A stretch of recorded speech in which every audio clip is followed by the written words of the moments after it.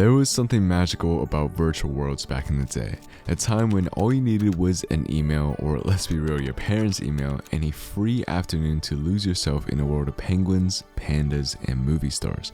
But in 2025, are any of these worlds still alive? Do they still hold up, or have they faded into forgotten internet history? Well, today I'm going back to the virtual worlds that shaped my childhood to see if they still have that same magic, and I'll be rating them on 3 different factors: content, community, and customization, to find out which one is truly the best virtual world game that is still holding up. So without further ado, we'll start off with our first game, Fantage. Now, I used to love playing Fantage as a kid. It was a game where fashion was everything. You rode around on these cool hoverboards and played a large assortment of different mini games. Unfortunately, the game shut down in 2018, so today I'll be playing on a fan-made private server that's hosting it. I was greeted by the map, but I couldn't click on any of the places besides the beach for some reason, and of course, this place was empty. Just me, this alien guy, and a shark. So I guess we have to give community rating a 0 out of 5? Yeah, this game was dead. I went to the carnival hoping to play some classic games, but then got hit by this screen. And it made me realize that a lot of our childhood was built around Flash, and with the end of it came the end to a lot of the games that we all loved. I did download a Flash extension to see if any of the games worked, but they were all dead, so I guess that leaves content rating also a 0. The last category is customization, the heart and soul of any virtual world game. Unfortunately, with everything here frozen in time, I couldn't change a single thing about my character, which was a female, and if you couldn't already tell, I'm a dude. So yeah, customization gets a 0 as well. But wait, before we moved on to the next game, I went through my research notes for this video and found another link that I put in there, and this one had hope. Oh wow, wait. What's the difference between this one and the other one? This one actually has a downtown. I could actually visit all the stores in this version, and then I was hit with a wave of nostalgia when I opened the customization menu. Hold on, wait, customization. Oh wow! Wait, there's so much customization. Everything is unlocked. Oh, but I have to be a member to switch gender? Oh no. Never mind guys, they have gender switching behind a paywall. Is there like an ice cream cone? Can I make my character look like myself? Oh my gosh, there is ice cream. We gotta go with cookies and cream. The dab? What is this? 2015? I don't know if you guys can tell, but I'm smiling so hard right now. I'm actually like so happy. 2008? 2008? Man, I feel so old. Although this wasn't the entire catalog, I will bump the customization score to a 2 for the amount of outfits that we could choose from. Oh, yeah. I went around the rest of the world checking to see if there was anything else I could interact with, maybe even playing the fashion game Top Models, but I could not. And that was when I found one single game in the arcade that I could actually play. It was a simple space shooting game, but that was all I needed to boost the content rating to a 1, giving Fantage a final rating of 3 out of 15. Next up is Pandanda. Now, this game shut down back in 2012, so I don't even know if many people even played it or remembered it, but it was one of my childhood favorites. I found a remake online called Project Pandanda, and honestly, I wasn't expecting much. I created my panda, logged in, and prepared for a ghost town, but... Oh my gosh, wait, there's a person? Hello? Oh, she disappeared. Wait, there's actually people online? I thought this game would be dead. The Big Scoop. I remember this ice cream shop. I went inside the ice cream parlor where I received a quest from McWiggles to help him catch some fish, but before diving into fishing, I wanted to explore a little bit more, and that's when I wandered into the book nook and got reminded of this pig pen game that I used to love called Pen the Pig. However, this game required 2 players, so I need to make a friend. I wandered around the world looking for other pandas, but aside from the one player I saw when I logged in, the world was eerily empty. I was starting to think maybe this game was dead after all, until I reached the treehouse lobby. Is this a person? Can I wave? I wasn't sure if Hazel was a real person, but then she actually responded. We just chatted, talked about life, and I told her about my quest to make a friend in this game, and that's when I received a mail. I just got an invitation. What is this? Hazel sent me a friend request. I asked Hazel if she could give me a tour of the place, and so she showed me around her treehouse and her pet dragons, which I remember fondly of owning one. We played some mini games involving catching Farmer Dan's rabbits, catching some ghosts, and things got a bit freaky when she took me to this haunted house. I'm going in. The next stop was the beach, and I remember spending my nights here fishing and chatting with other pandas. Apparently this was the best place to rake in some cash and a great place if you wanted to have a nice drink. Mojito, please. Fish emoji. Apparently the Project Pandanda Discord hosts events every week as marked on the calendar, and there were rumors of a mystery event happening actually that night, but no one knew what it was. I would have to log on later to find out. But for now, my tour was coming to an end, and before Hazel left me to go on my own, I had to ask her the question. Can we play a game of Pigpen? Yes. She said yes. It was a beloved game for the both of us, and it's been a while since I've played, but the objective was to try and close off a pen to gain a point, and of course not letting your opponent close off their pen. The game got pretty intense, but in the end, I made a mistake that would cost me. Oh no. Oh, it's over for me. Oh no, she's got me. She's got me, no. Despite losing, it was fun. Pandanda's community is pretty tight-knit with a few active players, but aside from Hazel, no one else really talks to me. And for that, I think I'm going to give it a community rating of 3. Now it was time to see what customization this game has to offer. I hit up the clothing store and there were actually a decent amount of clothing items that I could buy. It wasn't much, but I had to buy myself a green bucket hat. Oh yeah. Aside from being able to customize my character, I could also customize my own treehouse. I didn't have much furniture at the time, but I could definitely buy more, and I think what's cool about Project Pandanda is that you can actually buy a membership using in-game currency. And so for that, I'd have to give customization rating a 3. It wasn't a huge amount of selection to choose from, but it was still something. I did end up finishing my fishing quest for Makewickles back at the ice cream parlor and leveled up my panda. Afterwards, I wanted to check out some other pandas tree houses, which some of them were really creative, but some of them were also weird. Some of these names are insane work. Seeing so many dragons, I went to adopt my own orange dragon named Lobster, but I would have to wait for it to hatch, so I thought it was a perfect time to hop off and come back later to see what the rumors of this mystery event later tonight was all about. Spud! Hey, what is going on? Why is there a fish up there? I'm not sure. Yeah, so when I looked back on, the map had changed. There were fish in the sky, and this is when Spud told me to go to the fishing hole, and here I found a hidden cave entrance with a toilet inside and a car on a picture frame. I'm not really sure what was going on, but there was a scarecrow where I could buy special emotes, and you know me, I had to buy them all. I went to check out all the hidden Easter eggs around the map like these two. Shrek? Donkey?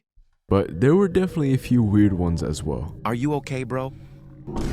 I did see Hazel again and we just chatted about the weird things going on around the world, but all in all, I think I have to give content a solid 4 out of 5, bringing our final score to a 10 out of 15. There were quests, minigames, but most importantly, weekly events ran by the community for the people that enjoy silly little Easter eggs. Although it's probably not as popular as other virtual world games back in the day, Pandanda definitely still has a place in my heart. Next up, we have a classic, Club Penguin, the game that raised a generation of certified comedians, pizza chefs, ninjas, and more. Unfortunately, it shut down in 2017, and since then, a bunch of different remakes of the game have popped up, some also shut down over the years, and some seized by the London police. Wow. To start things off, I logged into a remake of the game called Club Penguin Legacy, and I decided to use my original childhood username, which was YeHang1998. This username was actually made by my cousin who gave me his account because I was too young at the time to make an account on my own. And oh my gosh, the moment I logged in.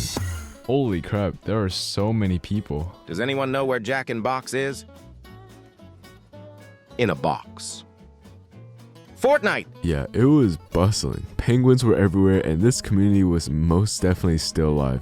And to make this experience more nostalgic, I decided to invite my best friend who used to play Club Penguin with me since we were kids. Yo, P637148. Oh, that's you? What's up, bro? So this is my friend Marcus, and no, that wasn't his actual username. Our usernames need to get verified first before it can be shown, and his username back in the day was Poopman564. So let's just say the Council of Club Penguin Legacy did not approve of it. It also happened to be April 1st at the time of recording, so there was an April Fool's party happening which changed the entire island, so naturally we went to check it out. Oh, you see this portal? Yeah. I think that's the dimension, bro. Oh, dude, I'm sure it is. Shall Let's we go. go? Let's go, bro. Dang, I remember this. Dude, I think this was the dimension that... Wait, do you remember if you hit him with a snowball, then you wanted to hit the orange puff with a snowball? You remember that? I don't remember if it was a snowball. I thought it just appeared whenever you just sit in your igloo long enough of an orange puffle. But I don't know though. It's been a long time. This was the orange puffle dimension, and we used to try so hard to get in here as kids, so we did some reminiscing. But before we explored all the rest of this April Fool's event, we decided to check out the rest of the world first, starting with the plaza. Oh, free hats! Let's go! Oh my gosh, you think if we put these on and we dance, it will make us fly? Dude, look at this guy eat pizza over here. Let this guy go. What we got here? Did you ever... I know some people will like roleplay the plays, like there's the scripts here. I couldn't read. How was I supposed to roleplay? What the heck is going on back here? You already know we had to go to the dojo and play each other in the iconic card jitsu game, which I lost, but don't worry, I got him back in sled racing. No! We played some Mancala, visited some other notable places in Club Penguin, and decided to finally take a stab at this April Fool's event. Oh my gosh, this place is trippy. I'm upside down. You think we go somewhere in here?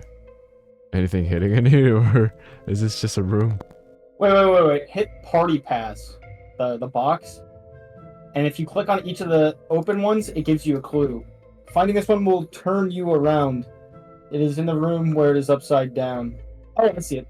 Or I'll throw a snowball at it.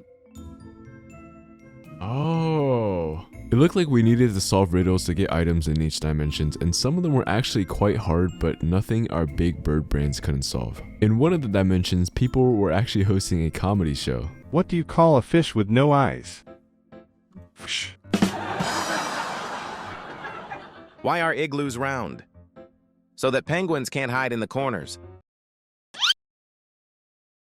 Ayo, stop throwing snowball at me. When we completed all the quests, we received a box outfit that allowed us to travel to this extra special dimension. After all the riddle solving, we headed to the dock, and that's when I met someone famous. Oh wait, hold on. Wait, Jetpack Guy's here. Where? He's to the left of my gaming emote. Dude, I can't see anything. Oh, I gotta stand from him. Jetpack Guy, what? So back in the day, Club Penguin had special characters like Rockhopper, Rookie, Cadence, Jetpack Guy, etc. that you could meet. And if you met them, they give you a special sign background. And guess what? We followed Jetpack Guy into the nightclub and we bumped into Rookie, another famous penguin. Oh, I see him! Yeah, I got both the backgrounds now. Oh my gosh. Kid me only met Rockhopper, and I know this was just a fan-made remake, but it was still a special moment. So I think in terms of both content and community, I'm going to have to give Club Penguin a 5. The box life is the life for me. I just got my divorce settled. Marcus did end up having to leave, so I walked around the island playing some of the classic games like Bean Counter, Pizzatron, Cart Server, and my all-time favorite, Puffle Roundup. Mostly because I had a strategy that could earn me 100 coins in 10 seconds. I had this game perfected. And after gaining some coins from playing these games, I decided to check out what customization options the game had to offer. The Club Penguin item shop rotates around themes, and right now it was all pirate and medieval gear. The igloo furniture decorations were also the same thing, so if you weren't into being a pirate or a knight, then you'll have to wait for next month's catalog. Overall for customization, I'm giving a solid 4 out of 5, which brings our final score to a 14 out of 15. I might be biased, but Club Penguin is very much still an enjoyable virtual world game. But let's see if our next game, Moshi Monsters, could top that score. Originally launched in 2008, it was a game that lets you play as cute monsters, solve daily puzzles, and collect weirdly adorable creatures called moshlings. As with many virtual world games, it also shut down in 2019 due to the end of Flash. I personally didn't play as much Moshi Monsters as the previous 3 games, but I was still obsessed with it and even remember buying the Moshlings Collector's Guide at my school's book fair. Because the game shut down, I managed to find a remake called Moshi Online and got to choose between 6 different monsters to play as, which I selected Zomer. I loaded into the game and started strong by doing the daily puzzles, and to my surprise, I wasn't completely awful at them. I don't know why these used to be so hard for me as a kid, but adult brain 1, childhood brain 0, I guess. Then came the most important part, self-expression. I opened up my profile and yes, I'm 23 years old. I'm old, I feel tired all the time, but in Moshi Monsters, I'm feeling angelic. I'm feeling wizard. What does that even mean? I'm feeling wizard, I guess. Perhaps feeling wizard was just another way of expressing how old I was feeling. I took a stroll through the world, and in Moshi Monsters, you can't actually interact with others in real time. Their avatars were just there to show that they're online, but they're not actually there. But I hovered over a few of them and was glad that I'm not the only old person playing Moshi Monsters, but I'd also be surprised if someone less than the age of 13 was playing this game. I peeked at this person's profile and browsed their pinboard, basically the Moshi Monsters version of texting, and most of the notes were surprisingly recent, so I'd say the community's still kicking. I did go around adding every Zommer I saw, and one of them even accepted my friend request, so I had to post my own note on their pinboard. And for that, I have to give community rating a 3 out of 5. Although the social aspects of a good virtual world game was lacking, people still found a way to communicate with one another. I headed back to my home where I grew a plant in the garden that could potentially attract these creatures called moshlings, but it needed an hour to grow, so in the meantime I went to check out what kind of content Moshi Monsters still had to offer. I solved more puzzles, played a wide variety of minigames, but the game that caught my eye the most was this one.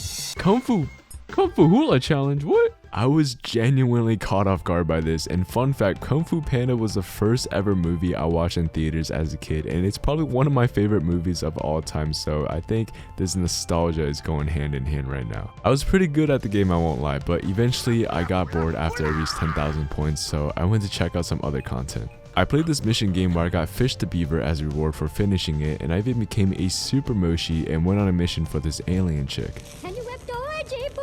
And on the mission, I met Justin Bieber. It was a lot to take in, so content-wise, I think I have to give this game a 5 out of 5. I actually had a lot of fun playing some of the games, and the puzzles really scratched at my adult brain in a good way. But lastly, I had to check out what kind of cosmetics this game had to offer, so you already know I had to hit up Zommer's Drop Dead Threads. There were a lot of items to choose from, but some of them do require certain levels to unlock, and the customization mechanic was really unique. So for that, I think I have to give customization a 4 out of 5. After changing my Zommer into a mustache chef ninja, I went to check on my garden where my plants had grown and lured in the snookums. With a 3 in community, 5 in content, and 4 in customization, that gives Moshi Monster a final score of 12 out of 15. While the community side of things felt a bit quiet, it more than made up for it in its fun puzzles and minigames. This next section of the video, I'm moving into unknown territory. I couldn't only just play virtual world games from my childhood, I had to also play popular virtual world games from other people's childhoods, such as Movie Star Planet. Launched in 2009, it was a game where you could create your own movie star, climb the fame ladder, and most importantly, make movies. It was a Gen Z version of Hollywood, and I never played it as a kid, but my girlfriend definitely did, and so I'm going to try and relive her childhood of what it's like to be a movie star. Now, unlike the previous games, Movie Star Planet is actually still running. There's even a Movie Star Planet 2, but the focus of this video will be on Movie Star Planet 1. I did forget to record the first part, but it was just character creation, which honestly might have been a blessing in disguise because the game gave me this look. I look nothing like this in real life, by the way. This was a pre-made fate.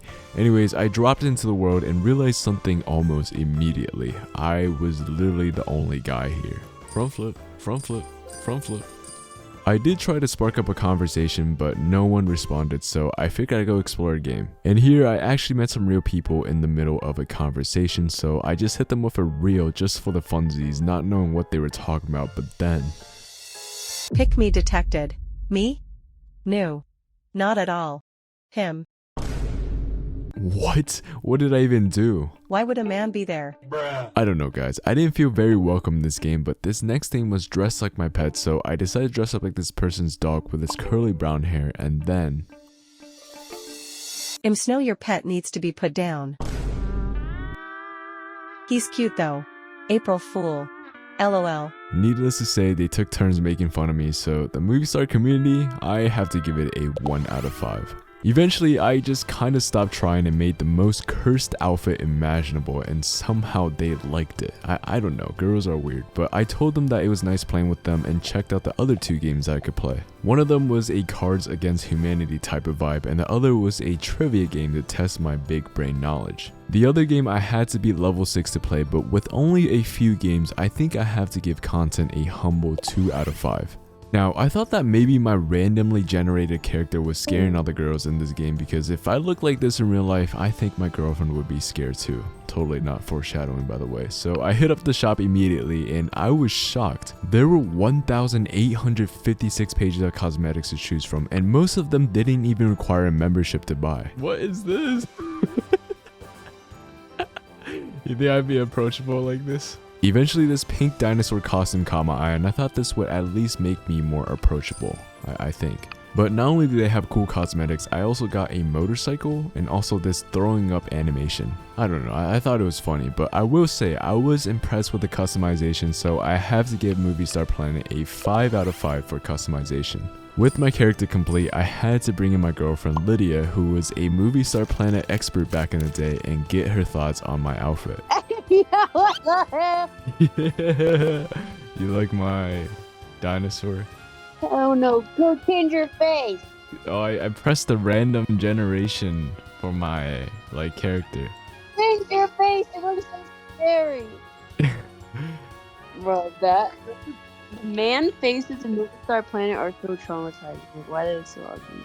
Maybe that's why those girls were so rude to me earlier. I was just scary looking. Regardless though, I was actually able to find Lydia's original account from back in the day and slid into her DMs. What's up, BB girl?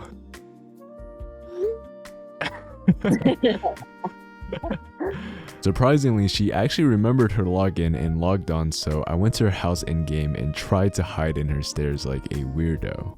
Come to the living room, Lydia. I'm here. Where are you? I don't see you. Boo.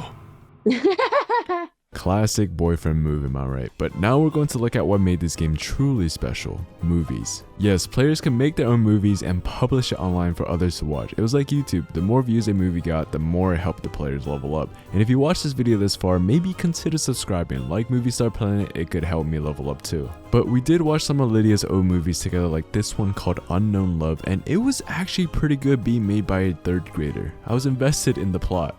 Oh my gosh, she ran. It was about this girl who likes her guy friend, but he likes another girl, and eventually he catches feelings for her too, and they all lived happily ever after. They all lived happily ever after. Yeah.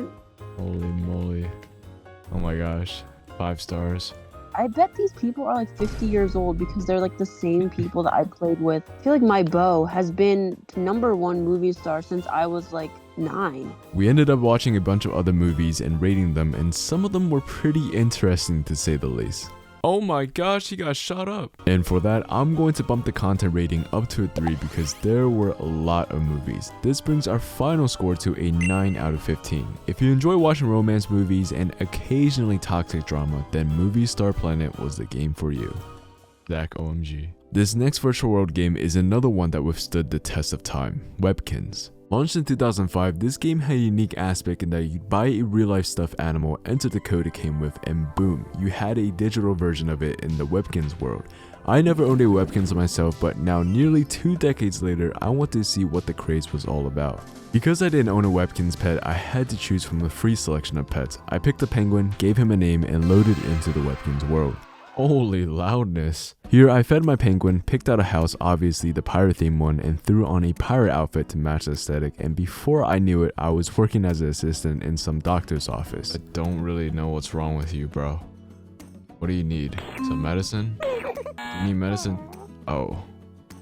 You need an ice pack, I see. I earned some Kinz cash, which were the currency in this game, and went to check out some of the stores to splurge on, where I met this dog who, when I clicked this button to ask him about the sale, he said, "Check out the prices yourself." I don't know what's the point of the button to ask about sale when the dog is just going to make me check myself anyways. There wasn't anything that caught my eye, so I checked out the other shop and found some things that fit my style. Can I buy this chicken hat though? Oh yeah. Oh yeah. Customization wise, I'm going to give Webkinz a 3 out of 5. There's definitely a variety, but that dog kind of put me on edge. Next up, we had to see if Webkinz was still alive and thriving or just alive. I went to Kinsville Park that showed 7 people online. I stepped in and... Hi everyone, Steve Webkinz here. Whoa Steve, calm down, my volume was all the way up. When I finally loaded into the park, there were actually a few people here. Now Webkinz chat only lets you use a list of pre-written messages, so it was hard to communicate, but I did meet another person who responded. I challenged them to a game of Connect 4 and I won because I'm goated, and they hit me with a polite nice work and compliments in my outfit, but it took me too long to find where the thank you chat was, so I just said, Happy birthday! I then chased this clownfish around spamming the ice cream emoji, and I kept exploring the map hoping for more conversations, but it was kinda dead. Happy birthday! Overall, I'm going to give the community rating a solid 2 out of 5. There's definitely people here, but not much socialization. I wanted to check out what games Webkinz had, and there were quite a lot. How fun were they though? Well, that's a different story. I did not really enjoy playing them. They were just too made for kids. I'm sure if I was a kid, I'd enjoy playing them much more, but playing it as an adult, they just felt too dry, so I'm going to give content a solid 2 out of 5. This brings our final score for Webkinz to a solid 7 out of 15. I'm sorry Webkinz fans, it's just not for me. At least not for adult me. But let's see if the next game, ToonTown, was any better. Back in 2003, Disney released ToonTown Online, which was one of the first kid-friendly virtual world games to be released. Unfortunately, Disney has a track record of shutting down their virtual world games, so ToonTown was lost in time. Until the fans brought it back to life in the form of ToonTown Rewritten, which I'll be playing in this video. I had to make my tune, which I went with this pig named Peppa Piggy, but it had to get approved by the council first, so for now my name was Rose Pink Pig. I was introduced to Cogs, which were the evil robotic corporate overlords that tried to infest this town with capitalism. To defeat them, we needed gags, which were basically silly little doohickeys like squirting them with water or throwing a pie at them until they combusted. Why is he spinning? Oh. I guess that's how we kill him. I finished the tutorial and was dropped into the playground area where a few people were hanging out. Is this an actual person? I thought ToonTown had the same chat system as Webkinz with pre-made sentences until I met this monkey named Caroline who said, Lit. Whoa, that sounds like a human. So I realized there was a free chat button and I was going to ask them how they were doing, but... Holy bananas! This thing fell on you. Ouch. We chatted, and this is when she pointed out that the three of us were all pink, and like, Rose Pink Cat, Rose Pink Pig, come on, we were literally destined to be friends, so I asked the question. Want to be friends, Rose Pink Cat? Yeah, let's go! I added the rest of them as well, and we all complimented Rose Pink Cat's outfit, and as I put it, You're like Batman, but a cat. Thanks. He showed us how to get the outfit via a code, and it was sent to my estate, but before I could go to my estate and put it on, the game said I had to ride the trolley. So we headed to the trolley and it led us to playing this tug of war minigame. Come on, I'm gonna follow the water.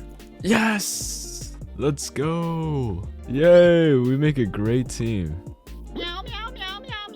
So far, I think I have to give community rating a solid 4 out of 5. I was able to make some friends instantly, and although it's not as popping as say Club Penguin, the people here were super nice and sociable. But next up, I had to check out what kind of customization options this game had. I went to my house to pick up the clothes, and now I was looking so swag. In the house, there was also a catalog where I could buy items, but it wasn't that big of a selection. I went to visit the town shop, and it was just a character customization wheel page instead of cosmetic items to add onto your characters. So for that, I'm going to give ToonTown's customization rating a 3 out of 5. I received an invite from Caroline the monkey asking if I wanted a trolley, so of course I was down. And I guess there was a quest going on that required her to play a game called Spotlight Search on the trolley, so the gang was summoned. The fit was looking fresh, except for this rabbit. I don't know who that was. But the trolley let us play a bunch of random mini games together, and I won't lie, I was actually having a lot of fun playing them. I think being able to play these games with others elevates the fun factor, so for content, I'm going to give ToonTown a 5 out of 5, which brings our final score to a 12 out of 15 for ToonTown.